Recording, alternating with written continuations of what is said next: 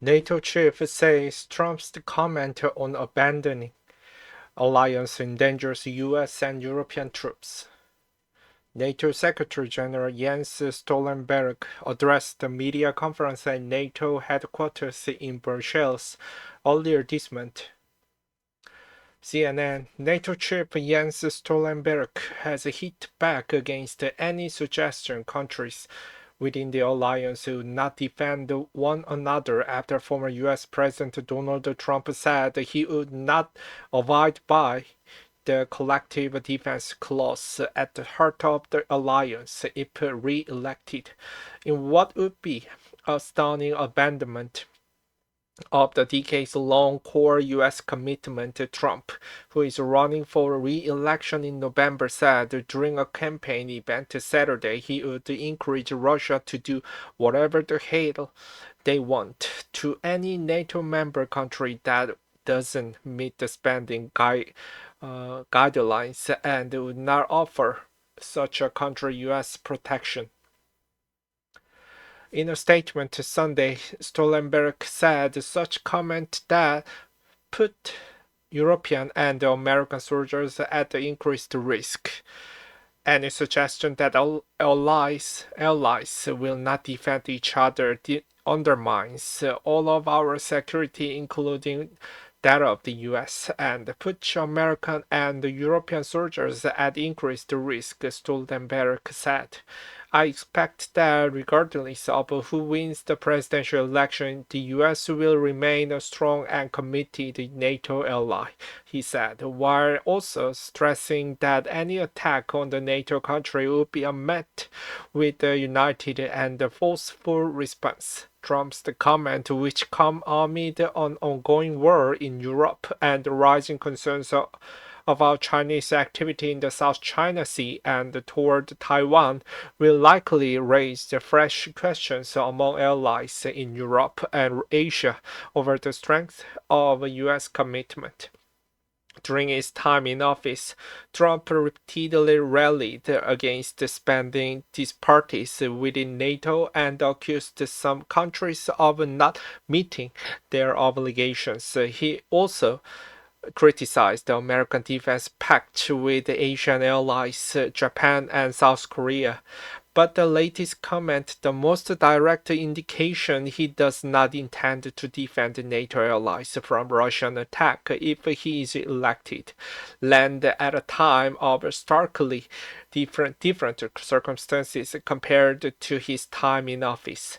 NATO is now heavily involved in supporting Ukraine's defense following Russia's 2022 full-scale invasion, which has sparked a mass humanitarian crisis, plunging Europe into its largest conflict since the Second World War, and seen Russian leader Vladimir Putin accused of war crimes by the International Criminal Court.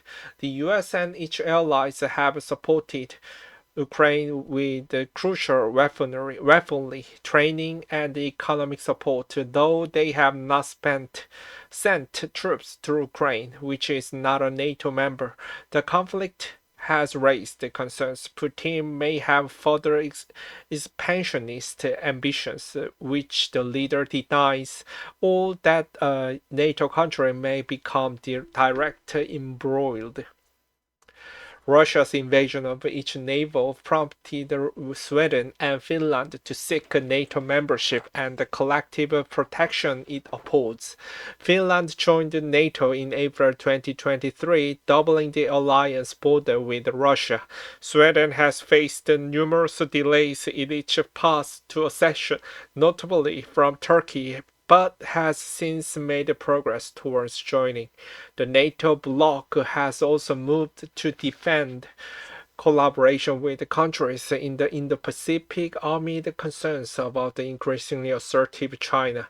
Separately, Washington has strengthened the coordination with Japan and Korea, which are also very rarely monitoring ramped up aggression from North Korea. Japan, South Korea, and the Philippines are all treaty allies within the United States in partnerships that date back decades and have been crucial to Washington's military influence in the Pacific since the end of the Second World War. The White House on Saturday slammed Trump's comment as appalling and unhinged and contrasted them with President Joe Biden's effort to bolster American alliances for each national security. European Council President Charles Michel also hit back against the comment and said they re-emphasized the need to keep the alliance strong. Reckless statement on NATO's security and Article 5 solidarity serve only Putin's interest. They do not bring more security or peace to the world, Michel said in a post on X, referring to the collective defense clause. First created to provide European and Northern American nations collective security against the Soviet Union and North Atlantic Treaty Organization now includes 31 countries throughout the wider region. Enshrined in Article 5 of the treaty is the promise of a collective defense that an attack on one member nation is an attack on all the nations in the alliance. Trump has for years inaccurately described how the bloc's funding works. NATO has the target that each member country spends a minimum of 2% of gross domestic product on defense, and most countries are not meeting that target, but the figure is guideline and not binding contract. Member countries haven't been failing to pay their share of NATO's common budget to run the organization. As of 2022, 7 countries are meeting the 2% target, up from 3 in 2014, with the European allies and Canada increasing spending for 8 consecutive years, according to NATO. At the Saturday event, Trump claimed one of the president of the big country at one point asked him whether the U.S. would still defend the country if they invaded by the Russia, even if they do not pay. No, I will not protect you, Trump claimed to recall telling that president. In fact, I would encourage them to do whatever the hell they want. You got to pay. You got to pay your bills. Biden said Sunday that Trump is making it clear that he will abandon our NATO allies and outlined the potential consequences of Trump's comment.